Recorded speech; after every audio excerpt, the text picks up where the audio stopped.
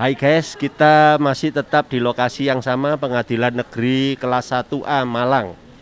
Kita saat ini bersama avokat terkenal ini di Malang Raya. Jadi nanti coba memperkenalkan diri. Nah, terus kami akan bertanya tentang apa Pak, bisik-bisik setelah adanya PTSP, bahkan di sini ada Prisma. Bahkan tadi saya wawancara dengan Kabag Humas, Pak Ketua, Hakim, Panitera, dan petugas yang lainnya dilarang makan di kantin untuk menjaga interaksi yang seperti dulu itu ya nawani kopi, terus nawani amplop. Lah, sekarang avokat itu diajak profesional yang diadu ilmunya bukan amplopnya. Nah, ini saya membutuhkan tanggapan dengan Pak Mardan yang sudah malang melintang di pengadilan sini, di Panjen ketemu di mana-mana tiap hari, kliennya selalu banyak. Nah, menanggapi isu seperti itu sekarang ini bagaimana? Baik ya, saya Sumardan dari kantor Edan Law ya. Ya semestinya bagus ya. Apabila itu tujuannya adalah untuk menghindari adanya suap semestinya ya. Yang paling pokoknya di situ. Kalau urusan makan minum itu kan hak orang gitu. Kalau kita mau keluar juga terlalu jauh juga tidak benar ya. Membatasi pertemuan antara pengacara, masyarakat dengan pejabat pengadilan itu penting ya. Mengapa penting? Untuk menghindari kemungkinan membicarakan persoalan hukum. Kalau ada juga orang pengadilan mengatakan membicarakan urusan pribadinya, jangan di sini, nanti di rumahnya atau di luar. Yang kedua, ya semestinya menegakkan hukum itu begitu. Tidak perlu ada suap. Ya. Tidak ada suap. Kalaupun ada masyarakat ingin menyuap, ya pengadilan menolak. Inti pokoknya kan di hakim, bukan di masyarakat. Ya. Walaupun masyarakat membawa segebok uang, kalau mereka tidak mau, ya mereka harus menolak dengan keras. Karena bentuk pertanggungjawabannya kan bukan hanya di sini, tapi kan sampai di akhirat gitu loh. Maka tidak salah kalau kantor Edan lo suka mau ngelapor kemana-mana gitu kan. Sudah tujuan kita adalah bagaimana menegakkan hukum gitu. Seperti itu. Ya. Berarti ini kita sudah terasa nyaman. Jadi misalnya ilmunya yang diadu gitu Pak. Jadi avokat juga harus dituntut profesional. Kalau niatnya ini produk kalah agak Ya. gitu ya. Saya justru diajari ilmu menegakkan hukum itu malah pengadilan dulu. Ada mantan hakim, sekarang mungkin sudah jadi ketua pengadilan di sini di PN Kota itu. Pada saat itu kan memang saya bermaksud ingin menyuap. Tapi oleh salah satu hakimnya bilang ke saya, untuk apa kamu menyuap itu? Yang paling penting itu bagaimana membuktikan kebenaran hukum itu. Apa dampaknya dia bicara kebenaran hukum? Karena bisa saja kamu nyuap di sini belum tentu akan menang di pengadilan tinggi, di Mahkamah Agung. Itu benar sudah. Gitu loh. Maka saya berharap teman-teman profesi itu semestinya kita setuju ya. Kita respon positif. Apalagi keinginan ketua itu cukup bagus gitu loh. Jangan ada suap, jangan ada apa-apa. Nah, kalau benar kita profesional, ini benar-benar hukum itu berjalan dengan baik. Ya, kita berharap seperti itu. Kita setuju, nyaman sekali bahkan. Bahkan kalau bisa itu seperti pengadilan agama. Pengadilan agama kan kita berhubungan dengan hakim aja tidak bisa. Bicara tentang perkara juga tidak boleh kecuali di ruang sidang.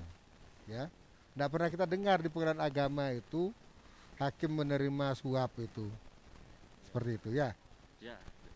Jadi Pak, ini membuat motivasi pada mahasiswa kita yang sekarang jumlahnya ada 20-an orang dari UIN dan dari UNMU juga semua hadir, supaya anak-anak didik kita ini ke depan jangan was-was bahwa di pengadilan ini sekarang sudah bersih, jadi tidak perlu khawatir kalau lawannya itu menyuap Jadi tenang saja itu tidak akan terjadi.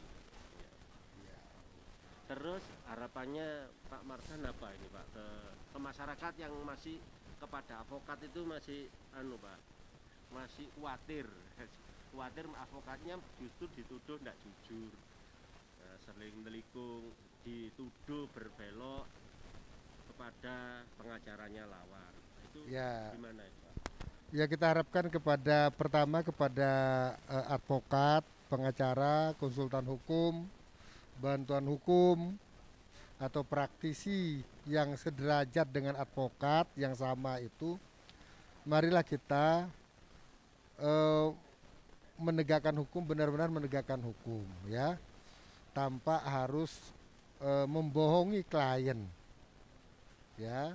Sering kita lihat teman-teman ini sering mencurangi hak klien, tidak mau transparan gitu loh.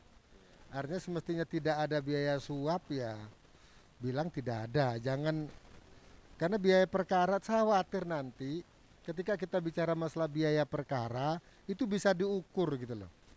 Kalau memang teman-teman mau honornya besar, mau minta aja lah honornya yang besar gitu loh. Jangan itu perkara dijadikan sebagai alat ya.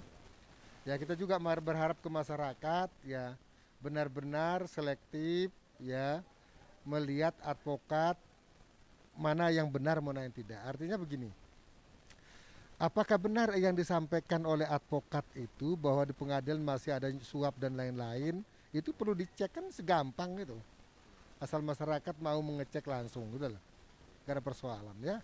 Seperti itu. Langsung ke atau masuk di internet dicari biaya perkara itu kan muncul semua. Iya kan, lebih terbuka semestinya, gampang kan sekarang.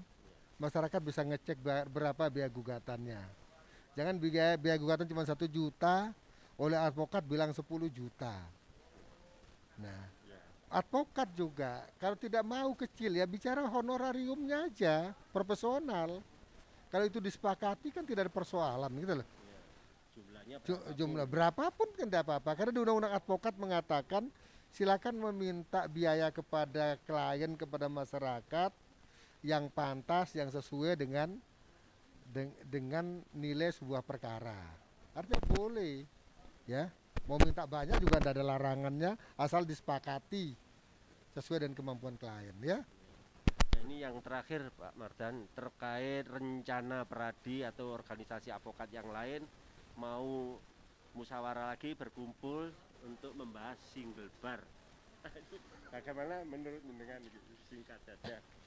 Ini kan akal-akalan orang Jakarta itu. Mereka dulu yang memecahkan Peradi itu. Orang Jakarta semua. Semestinya kita setuju bahwa satu organisasi ini penting. Saya setuju karena supaya organisasi ini benar-benar bisa dikendalikan. Apa pentingnya? Tidak lompat sana lompat sini. Benar-benar pengacara itu benar-benar memang bersih. Kita tidak ada persoalan kok. Kalau saya ya mau satu tidak ada persoalan gitu loh. Kita setuju aja gitu loh. Jadi didukung ya ini upaya-upaya Peradi, upaya-upaya pemerintah juga kelihatannya sudah sampai ke Komisi 3 untuk menyatukan avokat. Kita setuju, wong dulu memang lahirnya satu kok. Kalau dulu malah kan 8 bukan hanya 3. Dari undang-undang lahir itu kan banyak dulu malah. Bukan hanya 3 kan? Ya. Seperti itu ya. Siap Pak Mardan, semoga sukses. Ya. Kita nanti